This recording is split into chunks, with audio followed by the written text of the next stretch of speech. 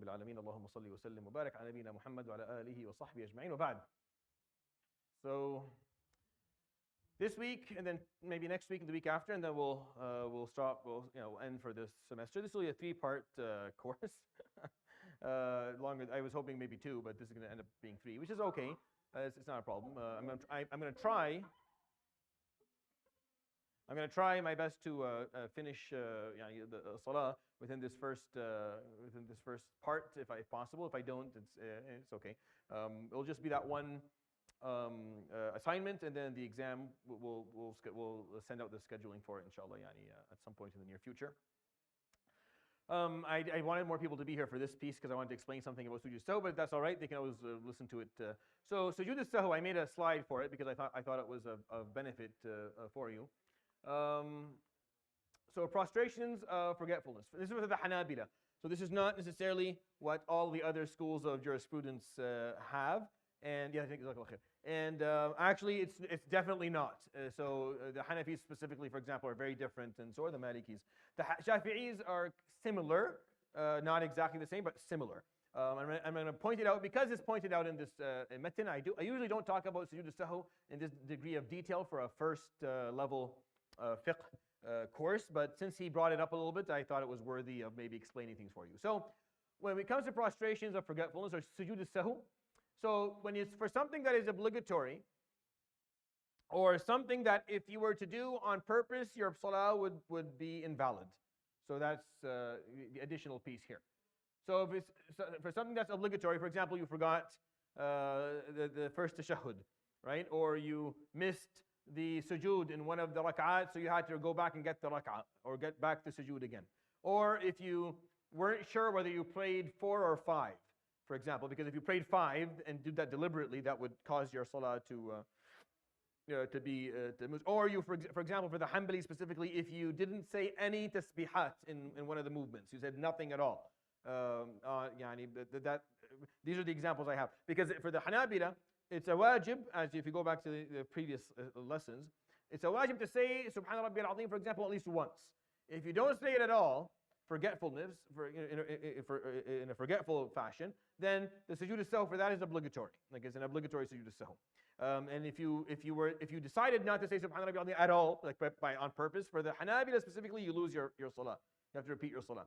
It's only them. No one else has that opinion. Like all 3 other schools of thought don't see the tasbihat, the words that you say, to be a wajib. They all see it to be a sunnah except them. So we have to. I'm explaining this to you within the framework of the Hanbali school of thought, jurisprudence, and what their opinion is. So if the sujood sahu is for something that is obligatory that you forgot, meaning something that you forgot had you left out on purpose or done on purpose, your salah would be batil. That's the definition that the Hanbalis make. So something, if it's something that you forgot, had you left it out on purpose, your salah would be invalid. Or had you done it on purpose, your salah would be invalid. Then the prostrations or the sujood sahu for that is obligatory in nature and is done before taslim. It's done before Assalamu alaikum wa rahmatullah. It's done before. So that's the rule. If you owe it and omit it on purpose, you must perform it immediately after prayer.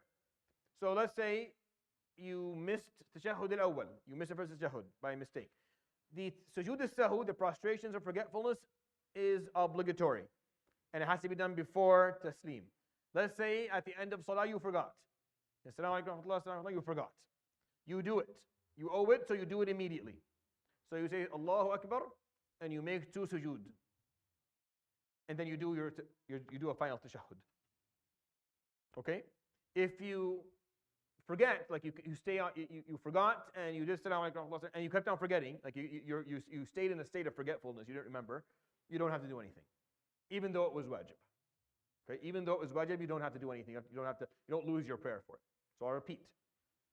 I missed the first tashahhud, or I missed for the Hanbalis to say any tasbihah in one of the movements. I didn't say anything at all. Like I went ruku', didn't say anything at all. Right? In a forgetful fashion, because for them that's a wajib. Or I wasn't sure whether I increased the rak'ah. So I prayed an extra rak'ah because I wasn't sure it was the 3rd or the 4th. So I prayed an extra rak'ah. Something that requires a sujood sahu, that is obligatory. Meaning the action itself, if I did it on purpose, my salah would have been ruined. It would be invalid. Then I do that sujood sahu before taslim. before the end of prayer. Let's say I forget. I do taslim and then I remember, oh, I owe an obligatory sujood al-sahw. So I do a full takbir al-ihram. I can do it sitting down. I don't have to do it standing up, but you can do it standing up. It's better to do it standing up, right? So I finish my salah, and then I remember I didn't do an obligatory sujood al-sahw. So either I do Allahu Akbar takbir al-ihram sitting down, or I do it standing up. Allahu Akbar, and I go down and I perform two sujood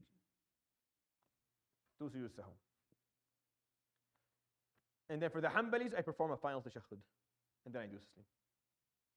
Right? For the Hanbalis, when the sujood al-sahw is happening after salam, after taslim, it has its own tashahhud. Okay?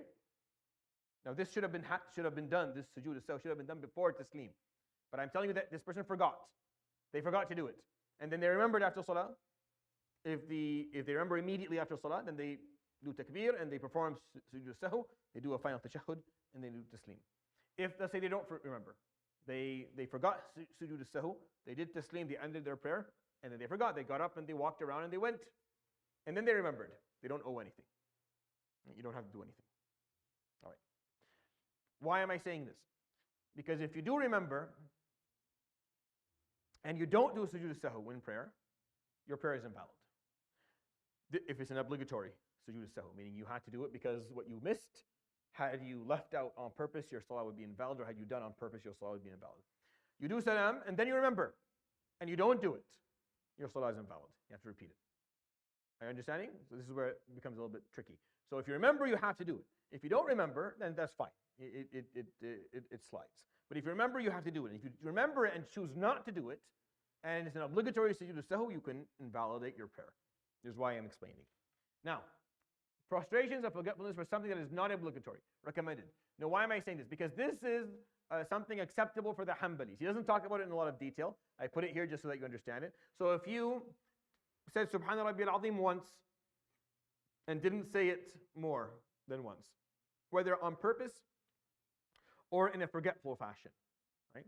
Or you, for example, said Assalamu alaikum wa rahmatullah and said something and added something, like something that's not in the wording. So he says Assalamu alaikum wa rahmatullahi wa ta'zimuhu wa barakatuhu. You just added something, like it's something that's not in the.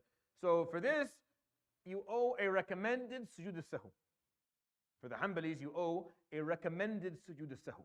It's not obligatory. It's a sunnah. Now sujood al-sahw is a sunnah, and it's done. It's after the salah. So it's done after prayer. After you do salam alaikum wa rahmatullah, you do takbir and you do sujood al-sahw. After it, not before it, right? And that one you don't necessarily need a tashahhud for. That one you don't necessarily need a tashahhud for. You can do it, but you don't have to. You can just do takbir al-ihram, like sitting down, and do sujood, and then salam alaikum wa rahmatullah, and you're done, right? So, and if you don't do it because it's recommended, there's nothing. Even if you purposely don't do it, it's fine, because it wasn't wajib to begin with. It was a recommended sujood al-sahw, right? Altogether. It's different than the Shafi'is. The Shafi'is are different when it comes to the way they see sujood al-sahw, and for sure different than how the Hanafis and the Malikis see it, for sure. So this is very specific to the Hanbali school. This is why I'm explaining it to you in some degree of detail, because if you study another madhab, you'll find a very different breakdown of how it works. They break it down differently. So for the Hanbalis, again, if the reason that this sujood al-sahw is owed is an obligatory action that you messed up, forgot, or you did something extra that you shouldn't have done, that if you had done on purpose, your salah would have been invalid, then you owe this sujood al-sahw. It's a wajib. You do it before taslim. If you remember to do it before taslim but decide not to do it, your salah is invalid. You forget and you do taslim, and then you remember before you get up or do anything else, you immediately do takbir al-ihram and you do sujood al-sahw, and you do a tashahhud at the end of it. You forget, you do taslim and you continue to forget afterwards, then you don't owe anything. If you continue to forget, you don't have to do anything.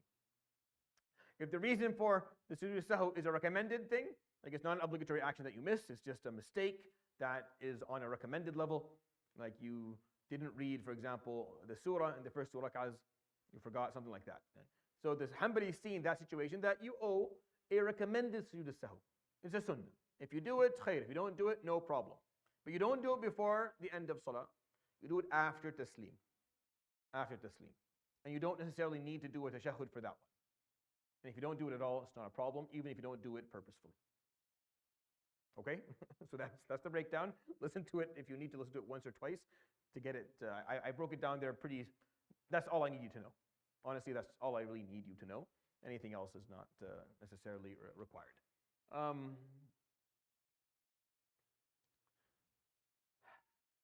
Let's see what he says here. Because, of course, 5 words are explained by like a full page. The 5 words are just talked about at the beginning. He just adds some more information, so we'll just read it for the benefit. فيقول الناظم رحمه الله ومن سهى مرارا كفاه سجدتان. We talked about this last time. So the true prostration of forgetfulness suffice someone who was repeatedly forgetful. So if you made more than one mistake, like if you forgot tashahhud al-awwal and you were uncertain on which rak'ah you were in, right? Let's say that's both happened. You forgot tashahhud al-awwal, you stood up and you forgot to go, you forgot it and you were already standing up and you didn't go back, which is what the right thing to do is. And then you were at the end of salah, weren't sure 3 or 4, so you did an extra rak'ah. So two things you forgot, 2 mistakes, only 2 sujood. Only one, you don't do like multiple. You don't need multiple reps of sujood sahu. Just one for all the mistakes that you can make. No salah. What is said during the prostration of forgetfulness and when rising from it is the same as what is said during the prostrations and rising during prayer. So when you say sujood sahu, what do you say in sujood sahu? What you say in salah? Subhana Rabbi al-A'la, Subhana Rabbi al-A'la. You sit, Rabbi ighfirli, Rabbi ighfirli. So exactly as if you're praying a regular, they're normal. Nothing special for the Hanbalis. If one makes a prostration of forgetfulness before the closing, Assalamu alaikum, he says Assalamu alaikum after completing the tashahhud. If one performs the prostration after the closing Assalamu alaikum, he sits in 2 different ways depending on the type of prayer being performed. If the prayer consists of 2 prayer cycles, he sits with his left foot underneath his left thigh while raising his right foot iftirash. Otherwise, he sits with his left foot under his right shin, tawarruk. So the Hanbalis, they differentiate whether it's a 2 rak'ah prayer like a sunnah prayer or tarawih, for example, where you don't do tawarruk at the end of every tarawih. When you're praying 2 rak'ah tarawih, you don't do tawarruk. Remember I pointed out iftirash and tawarruk for you. So iftirash, which is where, this is iftirash, right? This is what you do. And tawarruk is where you slide it under and you sit down. So this is only for the end of a more than 2 rak'ah prayer. That is faridah. Right? So Fajr is included because it's Faridah. So Faridah, it should be more than 2 rak'ah. Tarawih, when you're doing Tarawih, you don't sit like that. You sit the first way, the iftirash. So he's just pointing that out, that when you do sujood sahu, when you sit up, you do it that way. It is then obligatory to recite the final tashahhud and then the closing Assalamu alaikum. Right? So when you're, which is what I explained to you, is when you finish your salah, Assalamu alaikum, you do takbir, Allahu Akbar, sitting down, whether it's iftirash or tawarruk, it's not that big a deal for the Hanbalis, but they just kind of point it out. And then you do 2 sujood, and then you do another tashahhud, especially if the reason that caused this is that you had an obligatory sujood sahu that you missed. You should have done the sujood sahu before taslim, and then you forgot. And for sure, you need to do the tashahhud during that time. All right. What's on this slide should be enough for you in terms of sujood sahu. I don't think you need to know anything more than what's up here. All right. So I'm going to read, because I'm getting tired of trying to read from up here. I'm going to read just for my own eyes. I'm going to read from this. So يقول الإمام رحمه الله باب صلاة التطوع آكدها كسوف ثم استسقاء ثم تراويح ثم وتر ويفعل بين العشاء والفجر وأقله ركعة وأكثره 11 مثنى مثنى ويوتر بواحدة وإن أوتر ب5 أو 7 لم يجلس إلا في آخرها وب9 يجلس عقب 8 ويتشهد ولا يسلم ثم يصلي 9 ويتشهد ويسلم. So let's go through. So the most emphasized recommended voluntary prayer are, and he's not here talking about the sunnah that are attached to prayers. So he doesn't point it out that way. The Shafi'is pointed out that way, meaning he's not talking about prayers, sunnah prayers that are attached to faridah prayers. He's talking about general sunnah prayers that aren't attached to dhuhr and maghrib and also just general sunnah prayers. So for the Hanbalis, their opinion is that the most emphasized or recommended voluntary prayer are the eclipse prayers.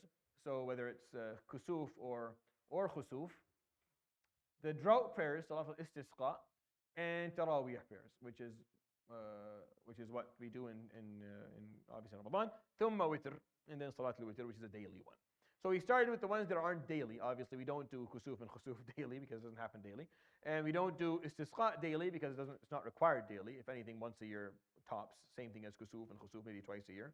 And then Taraweeh, which is a once a year type of event. And then witr is a daily one. So you put the daily one at the end. But all four are what the Hanbalis consider the most emphasized. What's missing here? Just out of interest, what's missing? Yeah, duha. So they don't see it to be that emphasized, in contrast to the Shafi'is who do, just as a point of difference of opinion. All right. And he talks about the witr a little bit. So the witr is performed between the night and morning prayers. So bil Isha. So for them, it's the Isha, where after Isha that you can start Fajr. It's after Isha that you can do witr. That's not the majority. There's other opinions that allow you to do it after Maghrib. They allow you to do it after Maghrib. It's not recommended to do after Maghrib because you want to make it your last prayer of the day, because you're still going to pray Isha afterwards. But some allow for that. But the Hanbalis don't. So it's after Isha for sure until Salat al-Fajr. And its minimum amount is one prayer cycle, which is again a Hanbali specific, not most. What about the Hanafis? Yeah, so the minimum is 3 for the Hanafis. They don't allow 1 rak'ah. For witr. Its maximum is 11. Pray 2 prayer cycles at a time with a single prayer cycle at the end. Right? So again, another difference. How the Hanafis do it? Muttasilat. Yeah, muttasilat, right? 3 together. Like they're on one taslim. Yeah. So the Hanafis do witr when it's 3 rak'ahs. They do it as if they're praying Maghrib. So it's there's no taslim in the middle. The Hanbalis, no, they taslim. Not all the time. We're going to see a difference, but that's the general rule, is that you do taslim like we do it here. Like I said, we pray here, kind of similar to the Hanbali method, because how it's done the haram. Because if I'm going to decide one day we're going to do the witr, all in one thing, people are going to find it very confusing for them. So we do 2 sallim, and then we do 1 on its own. Allahu A'lam.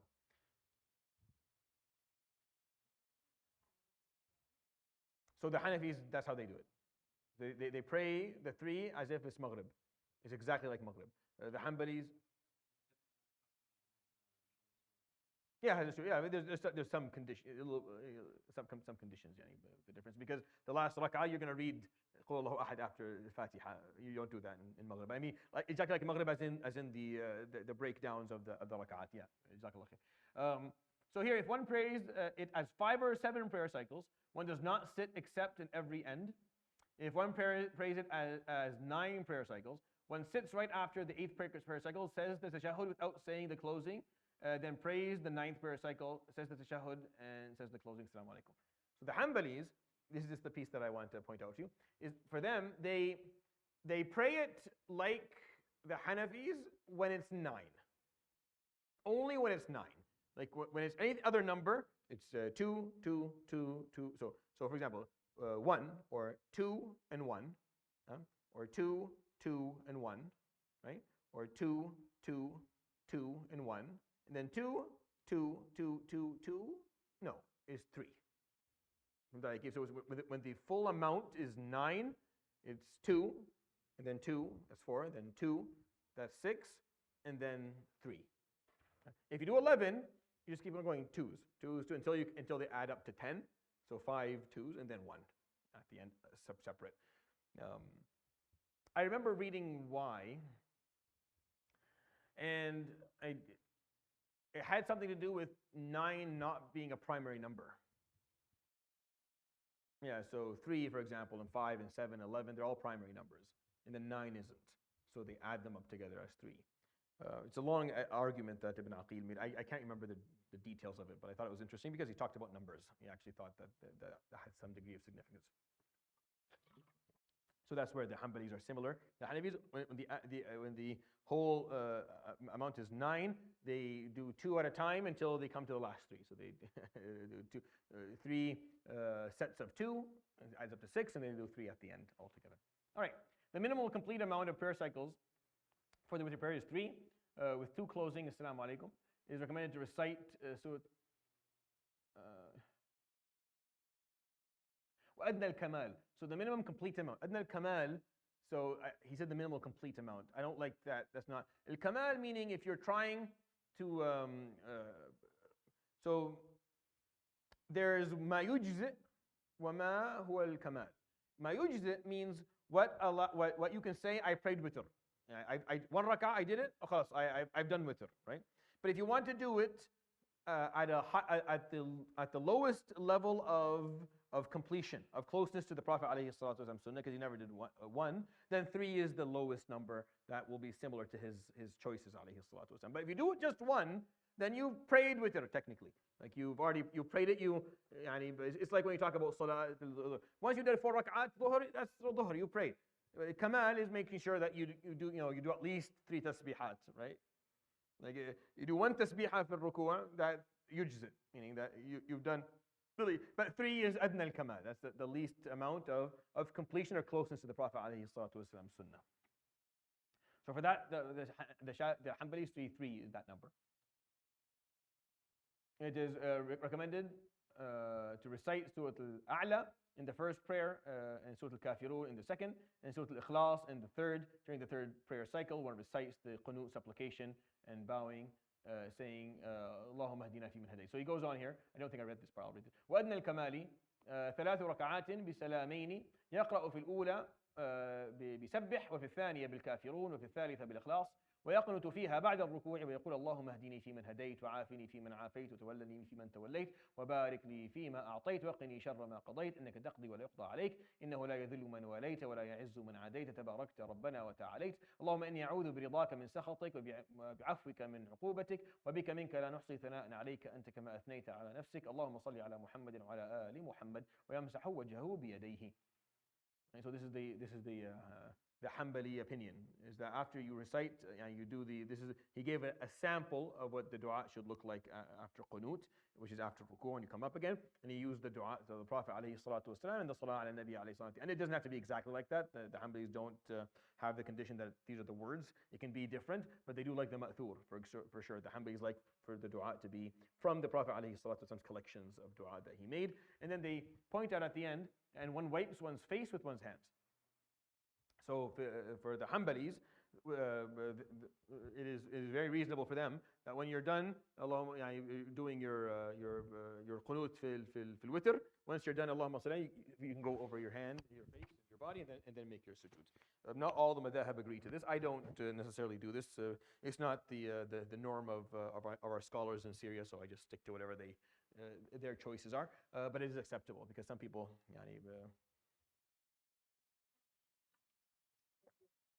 yeah, there is, but this is just talking about like the qunut al-witr. Like when you do qunut al-witr, when you do the last rak'ah of witr. Remember when we say tarawih, the last rak'ah of witr, we stand, I recite al-Fatiha, Surah Al-Ikhlas, Allahu Akbar, ruku'ah, say Allah Hamid, they make a dua, and then they go and you do the tashahhud at the end. Yeah. Why do you think there was no tashahhud? Yeah. Yeah. No. Unless you're doing 9 in total, then there's a tashahhud awwal, basically like Maghrib. Yeah. So anyone tells you that you shouldn't, wipe your face when you're in your salah, you can just snapshot this from Zad al-Mustaqni' and just send it to them as the Hanbali scholar al-Hajjawi pointed out in his own collection. So I find this to be one of the most ridiculous points of argument amongst Muslims.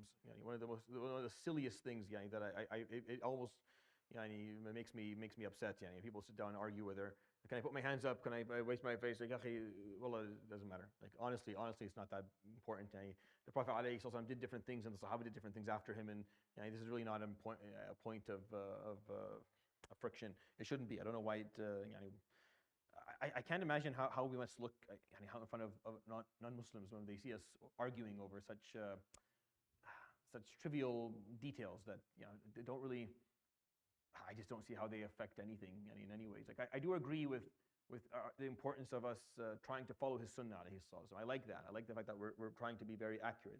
But I really think there should be some common sense in terms of what is worth arguing about and what is like. There's difference of opinion here. Yes, you do whatever you're comfortable with. Yes. You can. You cannot. Like you can. The Hanbalis do. The Hanbalis have the hands out, come together. Face level. This is how the Hanbalis put it out. The Hanafis put their hands out during this? No. The Hanafis don't do qunut with their hands out at all. Yeah. So as if they're praying. So they're different than. So again, it's before ruku anyways. Like they do it during during the takbir. They recite the surah and then they start right after. They don't do it after rafi' min al-ruku', which is a very different system. And actually how we do, that's how you're supposed to do it for qunut. That's how you're supposed to do it for tarawih when you're finishing Quran. So I break the rules here. Like I break a bunch of rules where it's not breaking rules as in the salah is not acceptable, but when you complete the Quran in tarawih, what they used to do is you would complete the Quran within tarawih, not in witr. You would complete it in tarawih.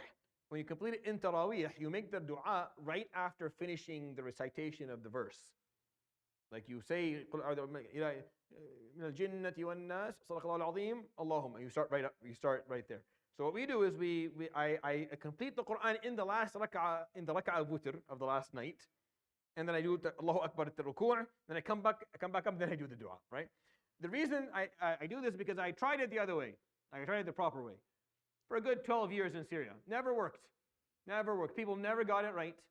People always, after I finished the dua, made ruku', they made sujood every single time, hands down. Never worked. And they always wanted to do a witr afterwards with the dua anyway. So you end up having 2 du'as in a row. So it became ridiculous. So I just gave up. Fine. I caved. I'm like, fine, we'll do it in witr just to make people's lives easier. So it's more similar to actually how the Hanafis do it anyways. Anyways, it doesn't matter. I just thought I would. All right, so I want to point out that وَيَمْسَحُ وَجْهَهُ بِيَدَيْهِ, that this is actually the wording of Imam Hajjawi in his Zad, in case this comes up at some point in the future. ويكره قنوته في غير الوتر إلا أن تنزل بالمسلمين نازلة غير الطاعون فيقنت الإمام في فرائض. It is offensive to make the qunut supplication except during the witr prayer, unless a disaster other than the plague befalls the Muslims. Then the Imam makes the qunut supplication during the obligatory prayers. So there's a few things here. As he pointed out, no, it doesn't. So the Shafi'is, for example, it's wajib for there to be qunut in Fajr, in the second rak'ah. It's wajib for them. The Hanbalis don't have qunut in any obligatory prayer, only witr. But they allow for it when there's a nazila, which is what we have today. Like if you notice, since the issues of Gaza began, people after Salat al-Isha and in Fajr, like during Salat al-Isha and Fajr, they would make dua. You can do it in any prayer that you want, or in all of them if you like. Usually it's done, he wrote the word supreme up there, because the idea here that this dua should be made in the main masjid. In the main masjid, right? And people go and pray there for this salah, and they make dua. We don't have that here. We don't have the concept of the main masjid or the main, so we have them done in other masajid. But really, the way it would happen, since October 8th, for example, is that what is the main masjid and who's the main imam of the city? He would point out which salah the qanut and nawazil was going to happen in, where this qanut was going to happen, and whether it's Fajr or Isha. Usually one of those two is what people choose, and then people would go and pray there. That salah to make dua with him. That's how it would happen, instead of every masjid doing it on its own. But there's nothing wrong with it happening in every masjid on its own either. It's not a big deal. He does point out here that the plague is an exception. This is an interesting topic. Maybe not for this course, but they exempt the plague specifically from it. And the reason they do is because the plague happened during the time of the Sahaba, and they don't have narrations that the Sahaba did it. And that is the Hanbali usul. So Hanbalis have a specific usul, like they have a certain ways of interpreting evidence. And the way they do it is they have a very strict way of going by things. So if something happened during the time of the Prophet ﷺ or the Sahaba, and they don't have a direct narration of something occurring, they will always side on not doing it. Right? So even though this is an example to me that a lot of the Hanbali scholars don't agree with, like a lot of Hanbali scholars don't have the exemption. I should have made a red slide for this, but I didn't. Like an exemption for plague, but it shows you how they would do things, because they don't have evidence that they did. They could have done it. We don't know. We just don't have evidence that they did. So for the Hanbali, that's enough. That's how they look at it. Like we have evidence that plague happened during the time of Mu'adh and Abu Darda and Abu Ubaidah, and we don't have a narration that they performed this dua, so we don't do it. Even though doesn't mean that necessarily they didn't. No, does it mean that you shouldn't do it. It's just how they go by evidence. And of course, this interpretation sequence, this algorithm of interpretation, as you can call it, which is what usul fiqh is the algorithm of interpretation, changes and evolves over time for every madhab, for every madhab, not just for the Hanbalis, for every madhab, they evolve over time and they learn and they change things. Anyways, I thought I'd point that out for you. والتراويح 20 ركعة تفعل في جماعة مع الوتر بعد العشاء في رمضان ويوتر المتهجد بعده فإن تبع إمامه شفعه بركعة. So the Taraweeh prayer is 20 prayer cycles in length. It's performed during Ramadan in congregation with the witr prayer after it's over, after it's done. Whoever also prays the Tahajjud prayer, prays the witr prayer afterward. If he follows the Imam, he evens the witr prayer by adding a single prayer cycle.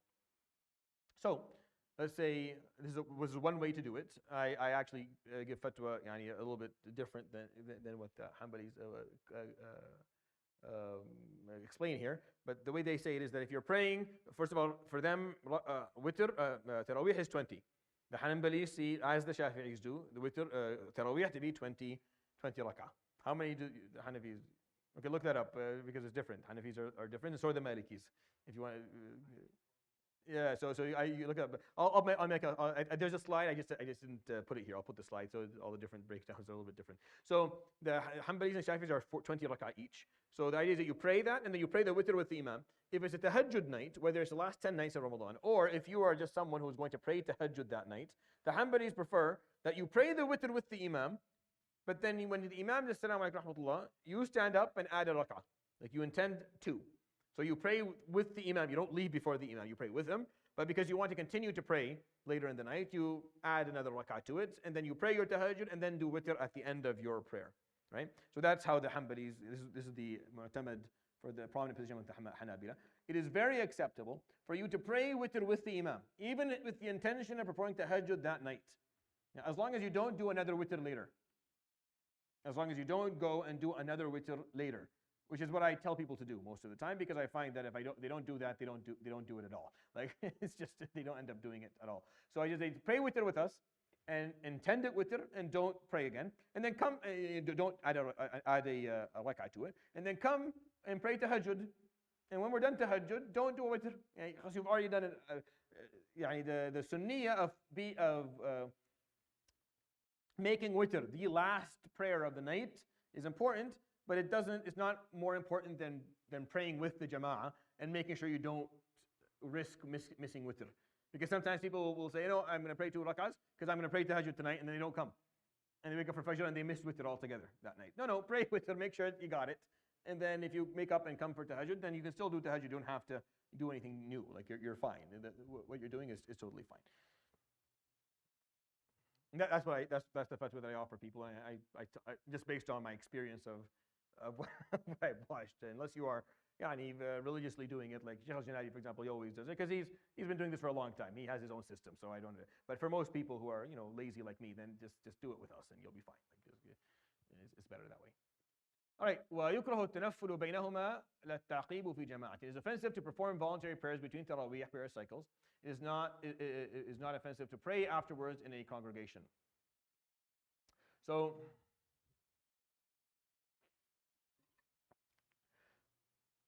the way they did Taraweeh is that they would pray for and they give some time off. Then pray for and some time off. Then pray for and then some time off. So that's how they would do it. Like the 20, you end up with 5 cycles, right? And so it's makruh for the Hanabila for you to pray an extra 2 rak'ah between them. Like you do 4, and then the rest time, don't pray. Sit there, do tasbih, or just rest, because they're designed for you to go to the bathroom or rest, not to pray more. Like that. So يكره التنفل بينهما. لا التعقيب في جماعة. You're welcome after Taraweeh is over to continue to pray in jama'ah with another smaller congregation if you want to continue to pray. Like if we finished Taraweeh tonight, and there's a couple of brothers who want to do like another khatma or something, that's not discouraged. You're encouraged to do more. It's just between the rak'at of Taraweeh, you shouldn't.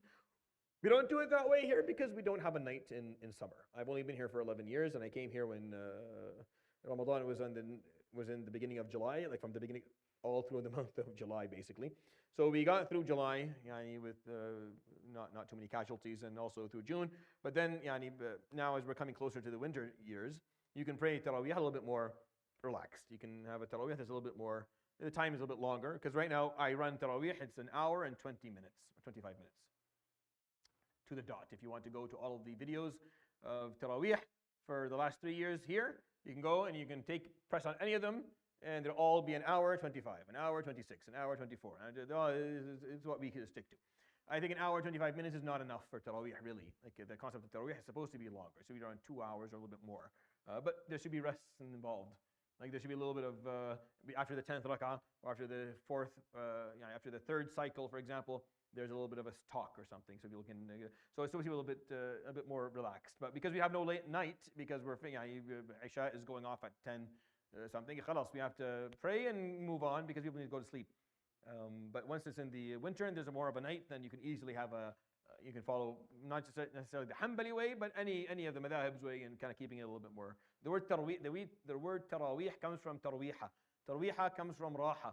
Raha is relaxation or rest. So tarweeha means you pray and there's a resting period, like you get a little bit of rest instead of, because I can easily pray if you do a juz' a night, which is what they would do, or more than a juz' sometimes. You could easily do that in 2 rak'ahs. You pray with Sheikh Abbas in his qiyam throughout the Ramadan. Ever caught Sheikh Abbas? Catch Sheikh Abbas one night. He'll come and he'll tell you that there's another qiyam after Taraweeh tonight. Another qiyam. Like, oh, amazing. He comes, he does takbir, do takbir with him. He will recite 7 pages in the first rak'ah and 3 in the last one. He'll do the full juz' in 2 rak'ahs. You will be ready to look. People pray it and then they stop praying forever. Like they find it too heavy. Well, I don't find it heavy. I think it's actually a very reasonable way. But the reason that we do Taraweeh is because Umar al-Khattab saw people didn't have the energy, so he just made it. He put 20 and then he divided it so people would have a way out. Like if you got tired, you weren't mahbus, because if you're with the imam and you're praying nafila and you chose, doing taslim and leaving is a big problem. Like it's not a good thing. So you made the choice to pray with him, you have to stick with him to the end. So this gives you like breathing spaces where you can step out, go to the bathroom, maybe relax, change, you stand up, move around, do different things. All right. ثم السنن الراتبة. Now he's going to talk about salawat that are attached to prayers, attached to obligatory prayers or fara'id. ركعتان قبل الظهر وركعتان بعدها وركعتان بعد المغرب وركعتان بعد العشاء وركعتان قبل الفجر وهما آكدها ومن فاته شيء منها سن له قضاؤه. This is a very nice chapter or paragraph. You can frame that and just memorize it. It works very nicely. Obviously, not all the madhab have the exact same breakdown, but I think this is a very reasonable one. We're talking about fada'il al-a'mal. We're talking about extra good deeds that you can do in the day, and I think there's a very good, very reasonable breakdown, which is aside from the witr prayer, are the voluntary prayers associated with the obligatory prayers, rawatib. So 2 prayers cycles before dhuhr, 2 after dhuhr, 2 after maghrib, 2 after isha, and 2 before fajr. And the 2 before fajr are the most important of them. And the 2 before fajr are the most emphasized of them all. And if you miss 2 of them, then the sunnah is to make them up. يُسَنُّ لَهُ قَضَاؤُهُ. So if today you prayed dhuhr, you were too busy, you didn't have time to pray the 2 rak'ahs, make them up later. Like after maghrib, you pray 2, pray another 2 to make up for the ones before dhuhr. Or after isha, pray 2, pray another 2 just to make up for. So altogether, how many did we count here? So 2 before dhuhr, 2 after it, right? 2 after maghrib, 2 after isha, and 2 before fajr. So altogether 10, right? So 10 is the kind of the number that the Shafi'is are similar to this. Some add 2 before asr. Yeah, some add 2 before asr, before. Some add 2 before dhuhr. Some add 2 after dhuhr. And some add 2 before and after dhuhr. So it becomes 4 and 4. So it becomes 4, 4, 4. Like 12 during dhuhr. Because they used to, back in the day, when we were human beings and not slaves, we were actually free human beings, we used to work from fajr to around dhuhr time and then go home. And you had 2-3 hours to relax and sleep and eat and take a nap, and then come back and work for a couple of hours, right before, like they would go home, for example, at 12, and until 2:30 they're at home, and then from 2:30 basically till 4 o'clock or 5 they continue their work, and that's how people lived. Much more humane, where you get a nap during the day, so you had time. Like when dhuhr time, khalas, you just finished, you had something to eat, mirtah. صلي على مهلك. Do your salawat during dhuhr time, and then you go back to work again. That's why asr is quicker. You just pray asr and then you get up and finish, because you're working or doing something. And dhuhr you're relaxing. Yeah.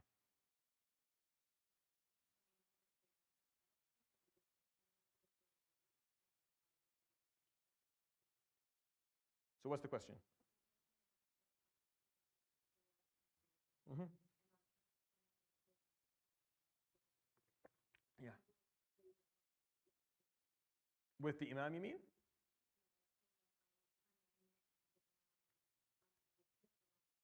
Yeah.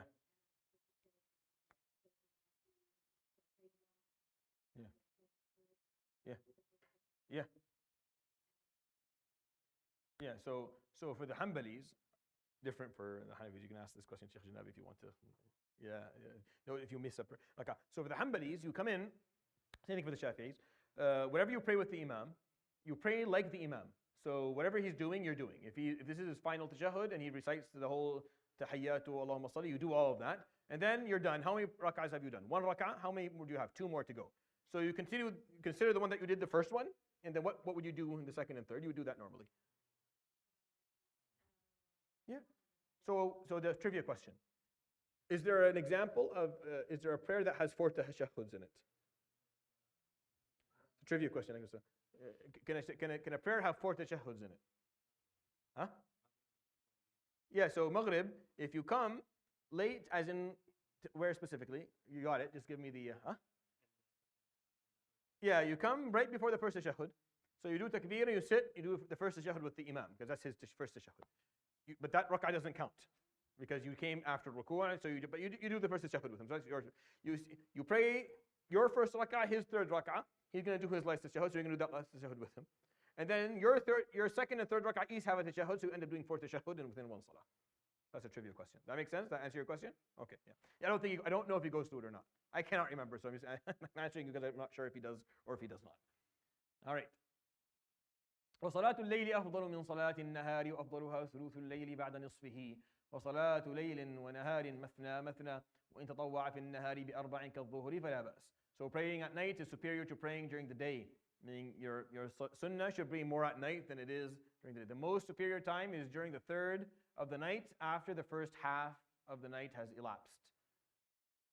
So you look, where's the middle of the night? The first third after the middle. So you consider the second half of the night a full function, and then say what's the third of that, the first third of that, which is basically a sixth of the whole night, if that makes sense to you. I remember doing this years ago, and no one got. So this is after so the best time for the Hanbalis is right at the beginning of right after midnight, right after the middle of the night, not midnight as in 12 o'clock, as in the middle of the night. The night being calculated from Isha to Fajr. So how many hours? 6 hours. So 3 hours right after the third hour, within that first third of that last half. The first third of the last half. That's the best. That's the best time to do it at night.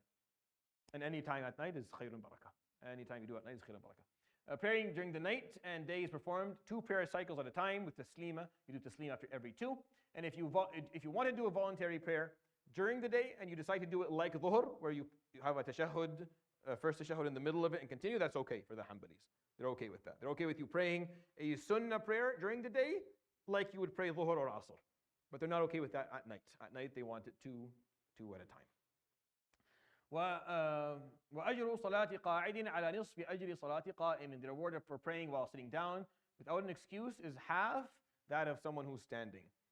So for nafila specifically, and for fariḍah as well, as long as you stand up, you pray standing up, you get half the ajr of someone who stands up during the prayer and actually moves the full movements as they should be moved. Unless you have an excuse, in that case it is equivalent and it is equal. وتسن صلاة الضحى وأقلها ركعتان وأكثرها 8 ووقتها من خروج وقت النهي إلى قبيل الزوال. So the mid-morning prayer, which is Salat al-Duha, as I pointed out, he didn't point that out at the beginning as the most emphasized voluntary prayers that are not attached to obligatory prayers, but he does point out that it is recommended. It's recommended. The minimum is 2 cycles and the maximum is 8. Its time is from the end of the forbidden time after morning prayer until right before the sun's zenith. So when is Dhuhr? Dhuhr is 1:33. So for the Hanbalis, Salat al-Duha starts from, look at when the Shuruq is right over there. Shuruq is 6:11. So Salat al-Duha starts from 6:30 until 1:30, which is ridiculously long. It's insanely long. Like here, you don't realize the difference between the northern hemisphere and the middle around the equator where Islam grew and where a lot of these timings were explained. So right now, the difference between the day and night between Mecca al-Mukarramah and London, Ontario, anyone want to give a guess? 2 full hours. 2 full hours difference. And people listen to that like, oh, it's no big deal. You're not thinking straight. 2 full hour difference of when the sun goes down means they pray, look at this, look at the numbers over there. They pray Maghrib right now at 8:10. Sorry, they pray Isha at 8:10. Look at the number over there. They pray Isha at 8:10. We pray Maghrib at 8:50. Nothing? Wow, there's nothing. You guys don't care. Now, this is a big deal. This is a very big difference in how long the day is. So the day is very, very long. So the timings between Shuruq and Dhuhr is extremely, extremely long. Like from 6 to, if you look at the difference here, 7 hours. You could go and perform a full job, like a full day job, just from Shuruq to Dhuhr. If that doesn't blow your mind, then I don't know what will. This is like insane. That's a very long time. And then I'll sit here and I'll run another fiqh course in December. It'll be ridiculously short. Like all you have to do, if you want to fast in December, just postpone your breakfast, Sheikh. Just go for a walk. Just go give salams to someone. By the time you come back, it'll be Maghrib. Like it's the time. It's a 2 hour difference in the extremes, which is a long time. It makes a big difference, by the way, in how the day actually flows and how it functions. Just something to kind of think about. I thought was interesting to point out to you. You don't seem to care, but that's fine. So, وَسُجُودُ التِّلَاوَةِ صَلَاةٌ يُسَنُّ لِلْقَارِئِ وَالْمُسْتَمِعِ دُونَ السَّامِعِ وَإِنْ لَمْ يَسْجُدْ الْقَارِئ لَمْ يَسْجُدْ. So the prostration of recitation, there's not sujood sahu. There's a prostration when you كَلَّا لَا تُطِعْهُ وَاسْجُدْ وَاقْتَرِبْ, for example, at the end of Surah Al-Alaq, for example, the 14 points of prostration that you see that have the little sign in the Quran, those are the sujood al-tilawa. And for the Hanbalis, it's sunnah for the qari', for the reciter, and the person who's listening to do that. It's sunnah. Is it sunnah for the Hanafis? Go look that up, right? See if it's sunnah for the Hanafis. Imam Abu Hanif is very strict with this. He's very strict with this. He does not joke around at all. He actually makes you do qada of this if you don't do it. You have to do it again. Like if you don't do it, you have to go do it. You have to taqdiha. Yeah, there's no, yeah, exactly. If you just heard it and you're walking like I can't do sujood, fine. Whenever you can, you make it. Like this. Exactly. If you heard a Hanafi who heard me say "Kala la tuti'hu," he was like, "Sheikh, I have to do sujood." So this is sujood al-tilawa. So it's they're very strict. The Hanbalis aren't. They say it's sunnah. I find it to be a more reasonable opinion, honestly, because it makes it easier for reciters to choose to read from these surahs. If you notice, what is the frequency of recitation of Surah al-Takwir? Sorry, Surah al-Inshiqaq and Surah al-Alaq within prayers throughout the year? Outside of the Khatm al-Tarawih, where it happens almost zero. Almost never do you hear إِذَا السَّمَاءُ انشَقَّتْ وَأَذِنَتْ لِرَبِّهَا وَحُقَّتْ وَإِذَا الْأَرْضُ مُدَّتْ, right? وَأَلْقَتْ مَا فِيهَا. It's a beautiful surah. You never hear it because it has a sujood in it. And then people don't understand that it's sunnah, so I may choose not to make that sujood, and then I have to sit down and fight with the old ammos who were told that they have to do it, and I don't want to fight with them, so I just recite a different surah so that I have less of a headache. But the issue here is important, that for the Hanbalis, it's a sunnah. If you do it, if the qari' decides to do it, it's good. If he doesn't decide to do it, again, not to offend the Hanafis as well, who may find it very upsetting if you don't do it. Or we just do it, and most people prefer to pray farila without having a sujood tilawa in the midst of it. If the reciter does not prostrate, neither does the listener.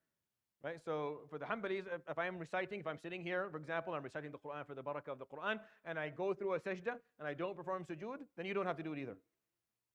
Unlike how the Hanafis look at it, the Hanbalis, that's how they are. So sometimes I'll be running, and I'll tell you where this applies. For example, if I'm after Fajr on weekends in Ramadan, I do tafsir, and usually I'm choosing a surah, and sometimes the surah has a sujood in it. So when we come to the sajda, I stop and I do sujood, and everyone has to do it with me. But if I chose not to, then for Hanbalis, you don't have to do it. Like you don't have to go do your own sujood if I didn't do my, as the one who's reciting it or leading it.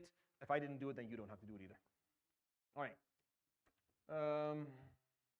وهو 14 سجدة في الحج منها 2. There are 14 verses that have prostrations in the Quran, and 2 of them are in Surah Al-Hajj. ويكبر إذا سجد وإذا رفع ويجلس ويسلم ولا يتشهد. One says Allahu Akbar when prostrating, and when rising, one sits and says Assalamu alaikum without saying the tashahhud, if you're doing it at the end of Salah. ويكره للإمام قراءة سجدة في صلاة سر وسجوده فيها. I'll end with this because this is a question that I got, but he's not here today because he asked me this question and I told him just wait for a day and he didn't show up, Muhammad. So it is offensive for the Imam to recite a verse of prostration or during an inaudible prayer. So he asked me, what if I'm reciting Surah Al-Inshiqaq in Surah Al-Dhuhr as an Imam? Do I perform sujood? So for the Hanabila, it's makruh for you to go and do that because you will literally mess up everything. No one will understand what you're doing. They'll think that you're kafir or you're someone who doesn't know how to pray because you're doing sujood before ruku', and then you'll never hear the end of it. So it's offensive to do it, but it's not haram, especially if the people behind you are educated and they know why you're doing it. So on with that, inshallah ta'ala, we'll continue next week. So actually, we'll come back for maybe 10 minutes after Salat al-Maghrib, if that's all right. Oh no, I have a halaqah today. No, we won't. So we won't. So we'll see you next week, inshallah.